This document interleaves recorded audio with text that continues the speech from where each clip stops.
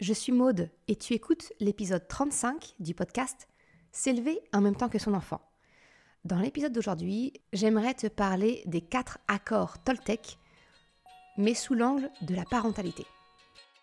Salut et bienvenue sur le podcast « S'élever en même temps que son enfant ». Je suis Maude, coach certifiée chez Mercredi, mais surtout maman de 3 enfants. Sur ce podcast, je t'aide à conjuguer la bienveillance avec la réalité de ton quotidien de maman. Utiliser ton choix d'une parentalité bienveillante comme un accélérateur de ton propre développement personnel. T'aider à changer de regard sur les situations que tu vis avec ton enfant pour t'en servir, pour grandir et apprendre sur toi. Salut, je suis contente de te retrouver pour ce nouvel épisode aujourd'hui. Un épisode qui est clairement un petit peu différent dans le sens où j'affiche clairement le côté développement personnel dans le titre de l'épisode et dans le sujet. Donc là, il n'y a pas vraiment, il y a pas de mystère autour.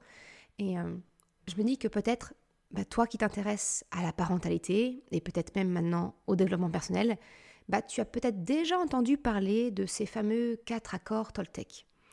Mais peut-être que tu es comme moi, tu as entendu parler du nom, mais tu ne sais pas exactement ce qu'il y a derrière. Alors, c'est l'occasion aujourd'hui de découvrir ce qu'il y a derrière et comment les mettre concrètement en pratique dans ta parentalité. Alors, en fait, ces 4 accords Toltec, ce sont finalement 4 petits principes, mantras ou règles de vie qui, lorsqu'ils sont appliqués, ils te permettent de te sentir aligné avec toi-même et d'avoir une meilleure relation avec les autres.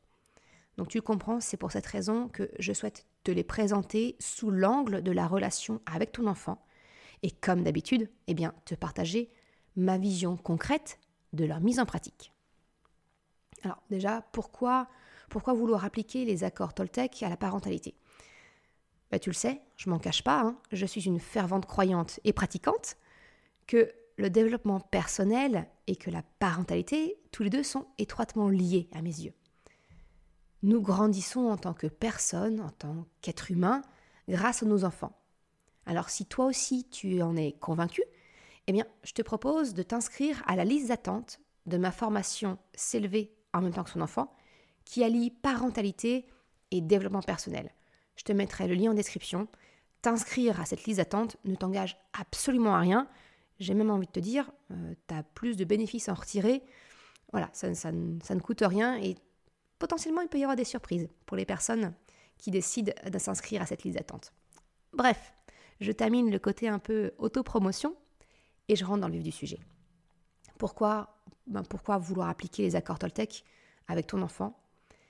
Premièrement, pour moi, c'est pour les transmettre finalement à ton enfant. Naturellement, je souhaite te partager ma vision des principes Toltec parce qu'ils véhiculent des valeurs importantes à transmettre à ton enfant, à mes enfants, toi qui es dans une démarche d'une parentalité bienveillante, respectueuse, empathique. Finalement, c'est vraiment dans la continuité de ton choix d'éducation. Et comme je te le répète très souvent, les enfants ne font pas ce qu'on leur dit, mais plutôt ce qu'ils voient. Alors quoi de mieux pour transmettre ces valeurs à ton enfant que de les incarner toi-même ? C'est le principe même de l'apprentissage des enfants, le mimétisme. La seconde raison qui me conduit à te partager ces accords, c'est que finalement, les appliquer permettront à ton enfant de se construire une petite voix intérieure juste et soutenante. Et non pas cette petite voix que tu connais peut-être que trop bien, qui te répète « Je suis nulle, je suis pas capable, j'en vaux pas la peine ». Tu la connais, toi aussi ? Cette petite voix intérieure qui sape ta confiance en toi, ton estime de toi ? Et si je te disais qu'appliquer les accords Toltec te permettrait d'une part une forme de réparation, on va dire, le réajustement de ta petite voix intérieure, et deuxième effet qui se coule, permettre la construction d'une petite voix juste et soutenante pour ton enfant. Ça te dit ? Convaincu ? Alors c'est parti, on entre dans le vif du sujet. Le premier accord Toltec, c'est que ta parole soit impeccable.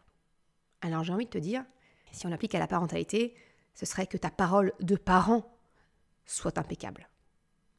Et si tu regardes bien quand on va voir fait le tour des 4 accords, tu vas comprendre que s'il ne devait en rester qu'un, si tu dois en retenir qu'un seul, c'est ce premier accord. c'est le pilier central duquel se déclinent les 3 autres principes. Ce principe met en avant le pouvoir des mots qui sont prononcés, mais également ceux que nous pensons intérieurement. Quelquefois, nous pouvons avoir des mots durs à l'encontre de notre enfant qui peuvent le blesser. J'utilise souvent la métaphore des mots cailloux quand j'explique à mes enfants le pouvoir des mots. Finalement, certains mots sont lancés à l'autre et peuvent heurter. Ce sont donc comme des cailloux qu'on lance vers l'autre. Ils peuvent blesser. Finalement, tu vois, c'est de la violence et donc un comportement non acceptable quand il s'agit de ton enfant. Mais cela l'est tout autant lorsque c'est toi qui parles à ton enfant. Il est donc important de faire attention aux mots prononcés. Alors pour cela, j'aime beaucoup utiliser l'exemple de Socrate et des 3 passoires. Je ne sais pas si tu connais cette métaphore assez répandue. C'est finalement de se dire que si une information, quelque chose que tu veux dire, ne passe pas ce test des 3 passoires, qui sont finalement les 3 questions de Socrate, finalement, la parole n'a pas lieu d'être. Vaut mieux ne rien dire. Les 3 questions, elles sont: est-ce que ce que tu t'apprêtes à dire, c'est la vérité? Est-ce que ce que tu t'apprêtes à dire, est-ce que c'est bon pour celui qui va recevoir ta parole, qui va écouter? Et la dernière, est-ce que cela lui sera utile? Si ce que tu souhaites dire à ton enfant ne répond pas à ces 3 critères, c'est finalement que les mots prononcés peuvent potentiellement être blessants pour ton enfant. Je parle des mots utilisés lorsque tu communiques de manière verbale, mais le principe de la parole impeccable est tout aussi important et puissant quand il s'agit des mots qui sont dans tes pensées, cette fameuse petite voix intérieure dont je te parlais. Alors surveille ta petite voix intérieure, la façon dont elle te parle, les mots qu'elle emploie, son ton, parce que les mots qu'elle utilise ont leur importance. Les mots dits ou pensés, ce sont des révélateurs. Les mots que tu emploies dans tes pensées ou dans tes paroles, c'est vraiment ça, c'est vraiment le révélateur de ce que tu penses de toi en ton fort intérieur. Tu te souviens, dans le dernier épisode, l'épisode 34, où je te parle du piège quand on dit « je suis », donc le piège du verbe « être », je t'ai expliqué le pouvoir entre ce que tu penses et ce que tu deviens. Ton cerveau est comme le mien, comme celui de ton enfant, mais il ne fait pas la différence entre l'imaginaire, que sont tes pensées, et la réalité. Pire que ça, parce qu'en fait, il va tout faire pour coller à ta réalité intérieure, à tout ce que tu penses. Alors, si tu veux creuser le sujet, si ça t'intéresse, je te recommande vraiment l'épisode 34 concernant le piège du verbe être, le piège du je suis. Mais en gros, tu comprends pourquoi il est essentiel, pour toi mais aussi pour ton enfant, que ta parole soit impeccable. Impeccable, ça signifie ici que ta parole soit respectueuse, bonne, vraie et utile. Les fameuses 3 passoires de Socrate. Ainsi, tu te permets de réajuster ta petite voix intérieure et donc de construire ta confiance en toi. Mais en plus, en adoptant ce principe avec ton enfant, tu agis également sur votre relation en faisant un pas de plus qui t'éloigne d'un modèle de domination pour aller plutôt dans le sens de la création d'une relation d'égalité et de coopération. Bref, c'est gagnant-gagnant pour tout le monde. Et plus encore, si tu étends ce principe à toutes tes relations, c'est pas seulement vrai avec toi et ton enfant, mais dans ton couple, dans ta famille, avec tes amis, au travail, voilà, vraiment dans tout type de relation. Alors concrètement, ma proposition pour mettre en application le principe d'une parole impeccable, le premier levier d'action que j'ai envie de te conseiller, c'est de surveiller tes pensées. Surveille ta petite voix intérieure et reprends-la dès qu'elle dérape. Que ce soit lorsqu'elle est critique, négative envers toi, ou bien lorsqu'elle cherche à te coller une étiquette en te disant « je suis maladroite », tout ce qui suit après le « je suis ». Alors au départ, tu vas avoir l'impression que ta petite voix, elle ne change pas finalement, elle revient toujours au même réflexe. Alors je te propose un petit outil de coaching pour casser cette mauvaise habitude de tes pensées et accélérer la transformation. En coaching, on appelle ça une rupture de pattern. Cela signifie finalement de créer un ancrage fort, choquant, qui perturbera ton réflexe de pensée critique vis-à-vis de toi-même dans ce cas précis. Cela peut être de lui montrer à quel point cette pensée est ridicule. Ça peut être par exemple en lui chantant un air franchement ridicule. Une des mamans que j'ai accompagnée, elle avait choisi la musique Kourou coucou, shtai shtai. Je sais pas si tu t'en souviens. Je te mets un petit extrait, comme ça tu l'auras en tête, ça sera bien.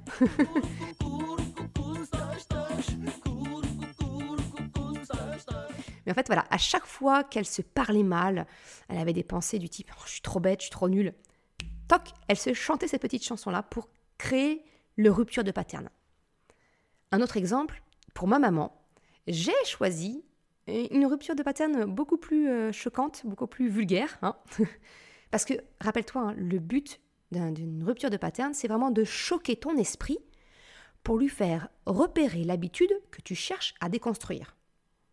Alors à chaque fois que j'entends ma maman se dire « je suis trop nulle » ou tout autre petit nom d'oiseau, toute petite pensée dévalorisatrice, eh bien je l'appelle par son prénom composé en entier, qu'elle a en horreur, et je ponctue le tout d'un « ta gueule ». Ouais, je suis désolée, je suis vulgaire aujourd'hui. Mais en gros, ça donne quelque chose du style « ta gueule, Marie Aglaé ». Bon, alors j'ai changé de prénom, et je m'excuse auprès de toutes les Marie Aglaé, j'ai rien de personnel contre vous, mais c'est vraiment pour te montrer l'idée. Autant dire que ça fait son job parce que ça choque ma mère. Et du coup, ok, elle reprend, non, oui, je ne dois pas dire ça. Et voilà, et ça a permis de casser cette habitude-là. Donc tu le comprends, le but, c'est de surveiller ta petite voix, d'utiliser une rupture de pattern si tu veux accélérer la déconstruction-reconstruction de tes automatismes. Et le but, c'est vraiment d'arriver à ce que ta parole vis-à-vis de toi-même soit impeccable. En ce qui concerne ton enfant, eh bien finalement ma proposition, pour ce qui concerne la communication avec ton enfant, d'avoir une parole impeccable avec lui, eh bien c'est de garder en tête, de bien dissocier ton enfant, enfin le comportement de ton enfant, de son identité. Concrètement, eh bien ce n'est pas parce que ton enfant a fait tomber un verre qu'il est maladroit ou qu'il manque d'attention. Ce n'est pas parce qu'il a fait quelque chose de stupide qu'il est stupide. Ce n'est pas parce que ton enfant a frappé son camarade qu'il est violent. Tu sais, c'est ces petites phrases genre « Oh, mais qu'est-ce que t'es maladroit !»« Oh, mais t'es vraiment méchant quand tu fais ça !» Voilà, la liste, elle est sans fin, elle est longue. Je pense que tu as bien compris le principe. Ce que je veux dire, et que j'insiste, ce que j'ai déjà abordé justement dans l'épisode 34 sur le piège du verbe être, la clé, c'est vraiment d'insister sur le comportement et non pas sur ce que nous jugeons de qui il est. Ton enfant n'est pas maladroit, il n'est pas inattentif, il n'est pas bête ou il n'est pas violent ni méchant. Cela ne le définit pas. Sans quoi, ça va s'ancrer petit à petit en lui, comme sa petite voix intérieure. Alors oui, ton enfant a fait tomber son verre. Prenons cet exemple, on va le déployer un petit peu. Eh bien, peut-être que tu peux exprimer ton émotion, donc la fameuse parole impeccable, sans pour autant porter un jugement, une étiquette. Ça pourrait devenir, par exemple, « Zut, je l'aimais beaucoup ce verre !» Et tout ce verre cassé, j'ai peur que quelqu'un se blesse, que tu te blesses, que ça m'ajoute en plus une tâche de plus à faire. Oui, ça me contrarie beaucoup.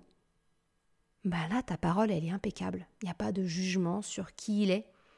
C'est juste sur ce qu'il a fait. Un autre exemple, lorsque peut-être que le comportement de ton enfant ne brille pas par son intelligence, eh bien, tu peux lui communiquer sans pour autant l'humilier d'un « t'es idiot, quoi !» Prenons l'exemple qui est du vécu, quand ton enfant se coince les pieds dans son pantalon en le retirant à l'envers. Oui, voilà, c'est mes enfants. Eh bien, au lieu de dire à ton enfant qu'il n'est pas malin d'avoir retiré ainsi son pantalon pour se retrouver coincé avec le pantalon à l'envers, coincé sur les chevilles, eh bien, tu peux préférer une formulation plus positive. Par exemple, dans mon cas, moi, ce que je dis à mes enfants, c'est « Ok, réfléchis. Comment tu as fait pour en arriver là ? Je suis assez surprise que tu te sois coincé ainsi. Tu veux que je te remontre comment faire pour éviter ce problème à l'avenir ? Vas-y, rappelle-toi, c'est quoi la première étape ? Eh bien, tu vois, en procédant ainsi, je nomme mon émotion de manière assez neutre, je suis surprise, et j'encourage la recherche de solutions. Et au besoin, eh bien, j'apporte mon soutien pour l'aider à apprendre et à s'améliorer. Voilà ce que c'est, à mon sens en tout cas, la parole impeccable vis-à-vis de ton enfant. Le deuxième accord Toltec, c'est « n'en fais pas une affaire personnelle ». Et finalement, si tu regardes bien, ce deuxième principe découle directement de celui que ta parole soit impeccable. Comme on l'a vu ensemble, les mots ont un pouvoir et reflètent nos pensées. Eh bien, grand scoop, c'est valable également pour les autres. Et là, je vais te sortir cette fameuse citation dont je t'ai parlé à plusieurs reprises, et notamment dans l'épisode 18, qui concerne quand on a honte du comportement de notre enfant. C'est une citation que j'aime beaucoup. Les mots des autres, M-O-T-S, sont les mots des autres, M-A-U-X. Eh bien, en ce qui concerne tes choix de parents, ne fais pas une affaire personnelle de ce que pensent ou disent les autres autour de toi. Ne laisse pas les autres dicter tes choix en tant que parent. Ne les laisse pas te donner une certaine valeur. Si certaines personnes jugent tes décisions, tes choix, cela ne reflète finalement que leurs propres craintes, croyances ou peut-être regrets. Ne te laisse pas contaminer par les jugements des autres. Il y aura toujours quelqu'un qui trouvera à redire. Et le problème, c'est que chercher à plaire à tout le monde, ou du moins à correspondre à certains standards de notre société, j'ai envie de te dire, c'est encore le meilleur moyen pour te désaligner et t'éloigner de qui tu es, de ton toi profond. Résultat des courses, t'es pas bien dans ta peau, t'es pas bien dans tes baskets, tu risques d'avoir un sentiment de culpabilité, de sacrifice, de tout ce que tu veux bien. Il n'y a rien de bon qui peut en ressortir. Alors ne prends pas pour toi les critiques que l'on peut ouvertement ou insidieusement te faire passer. Cela ne te concerne pas. Cela a tout à voir avec les pensées des autres. Tu comprends donc que la confiance en toi, finalement, c'est le meilleur rempart pour éviter ce piège. Mais ça, on va y revenir. L'autre point que je souhaite te révéler concernant le principe de ne pas en faire une affaire personnelle, c'est de te sentir finalement lié au comportement et aux actions de ton enfant. Ce que je veux dire, c'est que l'on a souvent tendance à croire, consciemment ou non, que nous sommes jugés en tant que parents par le comportement de notre enfant. Si, tu sais ces petites phrases qu'on peut dire à notre enfant du genre « Tiens-toi bien quand tu seras chez ton ami ». Ou alors « Ne me fais pas honte dans le magasin, tu te tiens correctement ». Voilà, tu vois un petit peu l'idée. Sauf que si nous éduquons nos enfants, et encore, j'aime franchement pas le verbe éduquer, mais accompagner n'a pas le sens assez fort que je souhaite te faire passer là. Mais bref, sauf que si nous éduquons nos enfants, nous nous sentons quelque part responsables de leurs actes. Sauf que ce n'est pas 100% exact. Notre façon d'accompagner nos enfants, c'est une chose. Mais on oublie que les enfants ont leur propre libre arbitre, leur personnalité. Nous, en tant que parents, nous ne sommes pas responsables de ce qu'ils intègrent, de ce qu'ils choisissent d'appliquer. Et donc ton enfant, il n'est pas la représentation de ta valeur en tant que maman ou en tant que papa. Nos enfants ne sont pas des vitrines de nos succès ou échecs en tant que parents. Il s'agit donc, avec ce deuxième principe, d'intégrer l'idée, finalement de se détacher de ce que le comportement de ton enfant peut dire de toi. Ne fais pas d'une affaire personnelle le comportement, les actes de ton enfant. Ça n'a rien à voir avec toi. Alors ma proposition pour mettre en application, je dirais, ce deuxième principe, dans un premier temps, ce serait de te proposer une forme de détachement du jugement des autres à travers leurs mots. Une espèce de bouclier mental en te rappelant que les mots des autres, ce sont les mots des autres, M-A-U-X. Dans le but de faire taire cette petite voix qui te juge et qui résonne avec la parole des autres. Et justement, si ça résonne, si tu es touché par ce qui t'est dit, par peut-être la façon d'agir de ton enfant, je t'invite à te poser cette question. Qu'est-ce que cette émotion t'apprend concernant un besoin que tu aurais à combler ou une valeur qui a été heurtée? De cette façon, eh bien, tu pourras renforcer ton bouclier mental dès lors que tu auras compris le message de ton émotion. Tu pourras identifier un besoin à combler. Peut-être que tu as besoin de renforcer ta confiance en toi, la confiance en l'autre aussi. Peut-être que tu as besoin de plus d'amour, de reconnaissance, un besoin de temps pour toi. Ou bien ça peut te renseigner sur une valeur qui est importante à tes yeux et tu seras alors en mesure de la communiquer à ton enfant pour lui expliquer en quoi son comportement t'a heurté et qu'est-ce qui est important pour toi. Encore une fois, si tu désires creuser la question des émotions et des besoins, eh bien tu peux télécharger gratuitement mon guide La boussole des émotions. Comme d'habitude, le lien est en description de l'épisode. Le troisième accord Toltec, c'est ne fais pas de suppositions. Si tu me connais un peu, tu sais que je t'ai déjà parlé des suppositions, qui sont finalement des distorsions cognitives. Je t'en ai parlé notamment dans l'épisode 4, qui concerne les 2 raisons pour lesquelles toi et ton enfant, vous ne vous comprenez pas. Parce que c'est ça, la supposition, c'est une forme de distorsion cognitive. C'est considérer que l'autre pense comme nous et que donc notre interprétation de ce que l'on constate est correcte. Eh bien non, mais c'est un piège très courant. Encore une fois, si tu veux aller un peu plus loin et creuser le sujet, je t'encourage à écouter ou réécouter l'épisode numéro 4. Pour en revenir au sujet, faire des suppositions, ça peut donc générer beaucoup de malentendus et de quiproquos avec ton enfant. Et c'est ce qui risque de venir abîmer votre relation.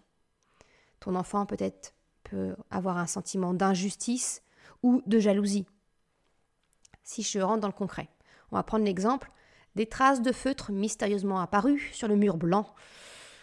La supposition classique, c'est de penser qu'il s'agit de ton enfant, peut-être même du plus jeune si tu en as plusieurs. Un autre exemple, eh bien, quand ton enfant se dispute avec un autre et que toi tu arrives pour constater les dégâts. Des cheveux arrachés, une marque de dents sur le bras, une rougeur sur la joue. Bref, en tant que parent, on va supposer que l'agresseur, c'est celui qui est indemne. Sauf que ce n'est pas toujours le cas et que l'on se trompe. Et la raison pour laquelle on se trompe, c'est parce que nous n'étions pas là. Et nous n'avons pas connaissance peut-être de tout le contexte antérieur. Tu comprends donc pourquoi ne pas supposer est un principe important. Mais alors comment faire concrètement avec ton enfant? Eh bien, ma proposition de solution pour appliquer ce principe, finalement c'est un petit peu à la manière d'un médiateur ou d'un enquêteur, c'est de te baser uniquement sur les faits. Reste factuel sur ce que tu constates. 2 enfants qui se disputent et se blessent, un mur abîmé, plein de feutres, et rappelle ta règle. Les feutres, ça sert uniquement sur une feuille de papier. Les murs, ils doivent rester blancs, ou du moins de la couleur initiale de ton mur. Que la violence est inacceptable, qu'on a le droit de ne pas être d'accord, de se sentir en colère, mais on cherche un compromis. Sinon, si on n'y arrive pas, eh bien on demande l'aide de maman ou de papa. Et là, je vais te rappeler ce petit tips que je t'ai partagé dans l'épisode 17 pour éviter les conflits au sein de la fratrie. Et c'est vraiment valable que ce soit pour des bêtises ou pour les disputes. Ce que je dis personnellement à mes enfants quand je vois qu'il y a quelque chose qui ne va pas, systématiquement, je dis d'abord, je ne veux pas savoir qui, mais je vous rappelle à tous la règle. Si je reprends mes exemples, c'est comme ça que je reste vraiment très dans le factuel. Je vais dire, je ne veux pas savoir qui a écrit sur le mur, qui a tapé, qui a mordu, qui a poussé. C'est vraiment ça qui fait que je reste dans le factuel. Cela évite beaucoup de sentiments négatifs chez ton enfant, qui peut être par exemple la honte, l'humiliation, la jalousie, l'injustice, qui peuvent être induites par des suppositions. Mais au contraire, j'ancre de manière positive ce qui est attendu. Je ne veux pas savoir qui a écrit sur le mur, mais je vous rappelle à tous, les feutres, c'est sur le papier. Je ne veux pas savoir qui a commencé, qui a tapé, qui a mordu, qui a poussé, Mais je vous rappelle que la violence est inacceptable. Quand on n'est pas d'accord, soit on demande de l'aide, soit on cherche un compromis. De cette manière, tu n'induis pas tous ces sentiments qui peuvent être entre guillemets, j'aime pas le mot, mais négatifs, de honte, de jalousie, d'humiliation, d'injustice, parce que tu restes dans le factuel, tu constates, il y a du feutre sur le mur, il y a un enfant qui est blessé, je ne veux pas savoir qui, mais la règle. Et là, on ancre positivement ce qui est attendu. Voilà comment je te propose d'appliquer dans ta parentalité l'accord Toltec numéro 3, ne pas faire de suppositions. On en arrive au 4e et dernier accord Toltec, qui est « fais de ton mieux ». Alors attention de ne pas te méprendre. Oui, je la vois, la perfectionniste en toi qui pointe le bout de son nez en disant « Ah bah voilà, tu vois bien qu'il faut qu'on fasse tout au top ». Eh ben non, raté. Tu peux retourner prendre des vacances, car on n'a définitivement pas besoin de toi, la perfection, dans notre vie de parent. Merci bien, au revoir. Non, ce que dit ce 4e accord, c'est finalement ce dont je t'encourage à travers ce podcast et le site Mercredi. Faire de son mieux, cela signifie fais du mieux que tu peux, avec l'énergie dont tu disposes à l'instant T, en fonction de ce que tu es en train de vivre, de ressentir. Finalement, ça signifie être bienveillant, bienveillante avec toi en tout premier. C'est accorder de la souplesse, de la tolérance et ne pas exiger de toi le maximum, qu'importe ce que tu vis, ressens, le fameux à tout prix. Non. Faire de son mieux, c'est prendre en considération que le mieux peut être variable. Peut-être que tu peux être malade, fatigué, stressé, que tu as pu recevoir une bonne nouvelle comme une mauvaise. Ton mieux, il ne sera pas le même en fonction de ce que tu vis. Il est variable à tout instant. Ce 4e principe, faire de ton mieux, c'est l'accepter et le prendre en compte. C'est ce fameux maman parfaitement imparfaite dont je te parle sur le podcast très régulièrement. C'est valable aussi pour toi, papa. Mais c'est ça en fait, c'est t'accorder cette bienveillance, accepter ton imperfection et faire du mieux aujourd'hui comme tu le peux à l'instant T. Et je vais faire une petite aparté pour toi, la maman. Faire de son mieux, c'est également prendre en considération les changements hormonaux auxquels nous sommes confrontés, nous les mamans. Alors autant il est faux et sexiste de penser que nous sommes hystériques lorsque nous avons nos règles, autant il est juste d'apprendre à connaître nos cycles. Chaque femme les vivra d'une façon qui lui est propre.